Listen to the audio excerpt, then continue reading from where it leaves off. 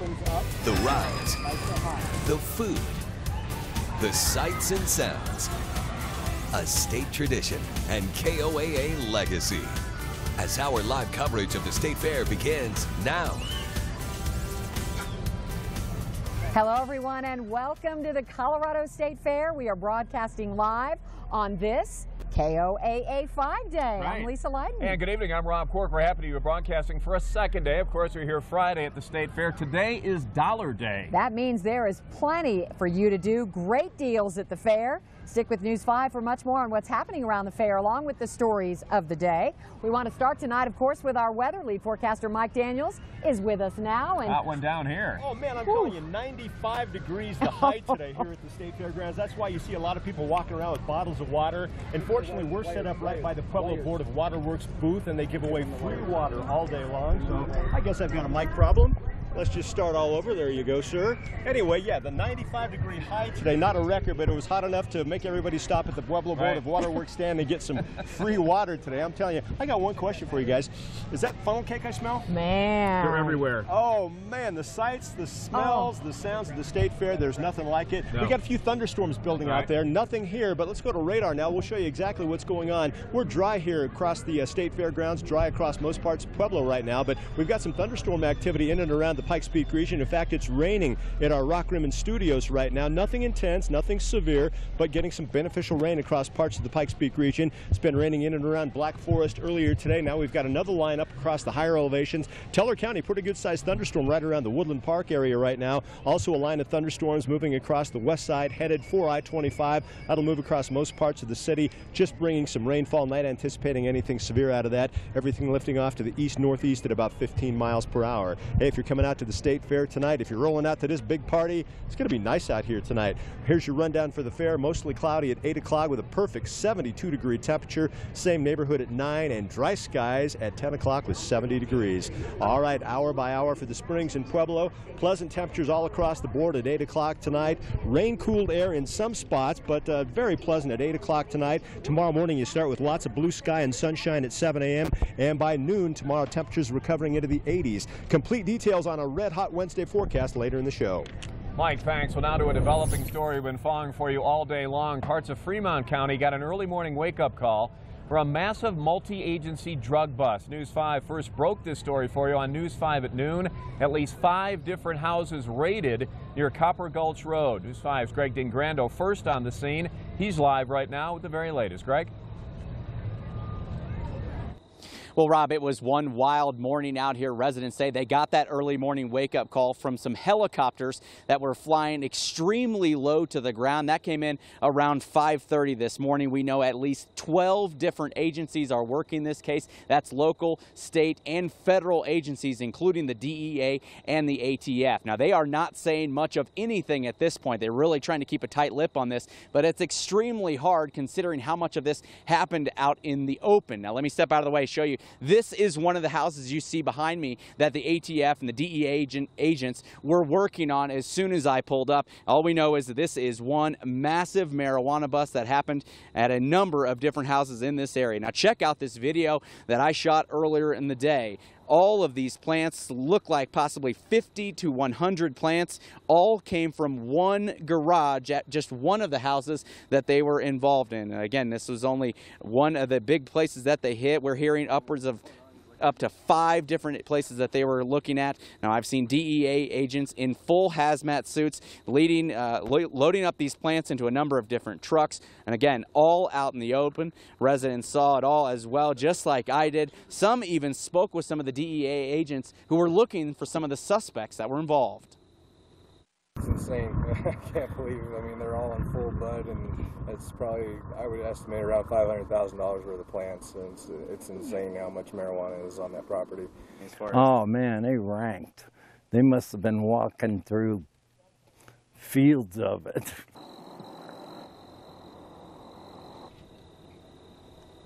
Now, one thing we don't know is how many people were arrested in this raid. We did hear from one resident who said he actually saw a person get arrested in this field that I'm standing in right now, that is right across from one of the homes that was raided. Now, we have heard a number of people say that there was a large Cuban population that moved into this area, and that is when they started getting a lot of these suspicious calls of suspicious activity going on in the area. I've heard from a number of different agencies that it was the residents of these Cuban residents that where a lot of these raids took place. We are, of course, going to continue to stay on top of this story. We'll bring you as much information as we can coming up live at 6 o'clock. Reporting live in Fremont County, I'm Greg DiGrando, News 5 Investigates. Greg, thanks. And of course, we will keep you updated on this developing story both on air and online at KOAA.com. New at 5, marijuana excise tax dollars trickling into schools across the state, 3 of which right here in southern Colorado. Harrison, Edison, and Calhoun school districts all receiving grant money for renovation, repairs, along with health and safety upgrades. Calhoun Superintendent Linda Miller says these funds are critical to more rural areas who could never afford to raise that much money on their own.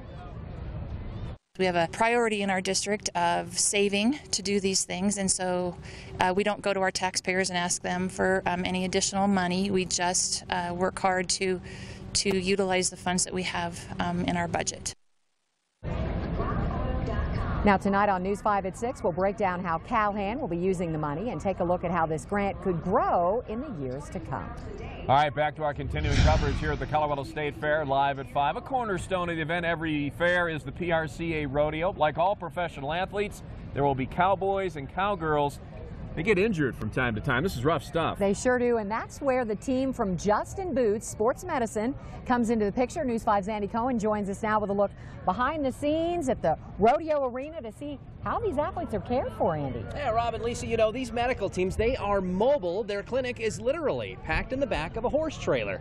Take a look. Justin has provided these medical teams at pro rodeo events since 1981. In a typical year, they will attend athletes at more than 550 rodeo events. They couldn't do it all by themselves, so rodeo organizes teams of professional volunteers to help look over the injuries in each of the cities that they visit. Here in Pueblo, that team of doctors includes Dr. Jennifer Fitzpatrick from Parkview Orthopedics and dentist Ty Paycheck, who is also from the Pueblo area, and they tell us they are crucial. You know, we wouldn't be a full comprehensive sports medicine program without everything from the basic local EMS crew on up to our orthopedic surgeon and medical doctors that are here on hand from Pueblo.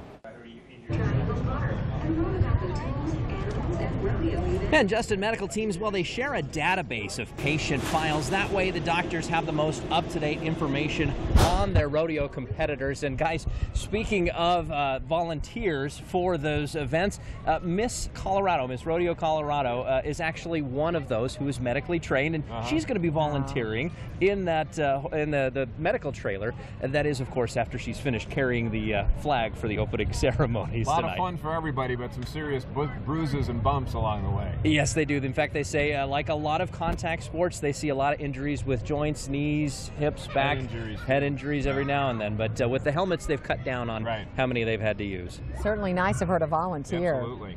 Thank you, Andy. You bet, guys. Well, the State Fair is called Pueblo home since before Colorado achieved statehood, and a local man who has chronicled that history thinks it should stay that way. Jim Cook has collected State Fair antiques and memorabilia for years and proudly displays that collection at the State Fair History Museum. Among the 300 to 400 items on display are photos and pins from those territorial days, a visit from President Taft, even pictures of workers from the Great Depression era who built much of the fairgrounds infrastructure with the WPA. The history connected with this, and I've got photos in here of the WPA building all the rock work and so on. The antiquity of that kind of history, you can't just shove under the rug and move to a ghetto in 100 miles north. The State Fair Museum is located just north of the Ag Palace near the entrance to the Stockman's Arena, and Cook says his collection will be donated to the fair after he dies. Well, there are animals everywhere here at the Colorado State Fair. You can walk through the stables and see show and rodeo horses. Inside the fairground buildings, there are smaller animals like rabbits. You'll find one that you really like. Hey, you can buy it, and you can even take it home. One of the big attractions at the fair today is the annual Junior Livestock Sale. High rollers pay big bucks for animals like these champion steers, pigs, and goats. Some will go for tens of thousands of dollars. All of the money goes to kids who raise the animals to spend on college and on other shows. And one of the biggest benefits of the fair to our community is education. Now, before the gates opened today, students from the Pueblo Academy of Arts visited different exhibits. The students understand the value of hands-on learning. To come here with your family and your friends so you can just associate with everybody and hang out with just family time. Now, after visiting the animals, the students learn more about the fair's rich history at the Free State Fair Museum, now featuring a piece of our history. Now, you could have watched the Buddy Johnson show. It was actually seen right here on Channel 5 back in the day. Well, beyond animals, fried foods, and the Midway, the fair features fine arts created by people in our community. The centerpiece in the Fine Arts Gallery is the Ford Explorer. Now, it was painted by 6 inmates at the Trinidad Correctional Facility. This project, conceived by inmates, gave them a creative outlet that also enriched the fabric of our community. Well, what's more Colorado than craft beer? These empty bottles, once filled by breweries, created by people here in Colorado. Now, the Creative Arts Building just off Main Street here at the fairgrounds also features quilts, jams, foods, and pies made by folks from the Centennial State.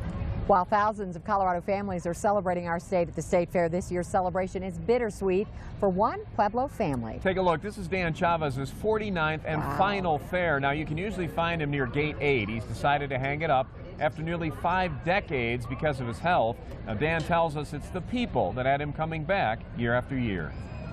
I want to thank everyone, all the friends that I made, like I said, from the vendors to the contestants to everybody. It has been a great run for me. Now, the fair is very important to the Chavez family. We'll show you how Dan is passing the torch coming up tonight on News 5 at 6. And still ahead, in tonight's Your Healthy Family, we'll let you know how peanuts might be able to protect young babies from food allergies. And a massive manhunt underway after a police shooting in Illinois. We're keeping an eye on the search for suspects, but first, let's check back in with Mike. Hey guys, September got off to a sizzling start today all across southern Colorado. Some areas will be even a little hotter tomorrow. Then a little something in that extended forecast you can look forward to, a cooling trend. Your Labor Day weekend forecast after the break here on News 5 at 5, live from the Colorado State Fair.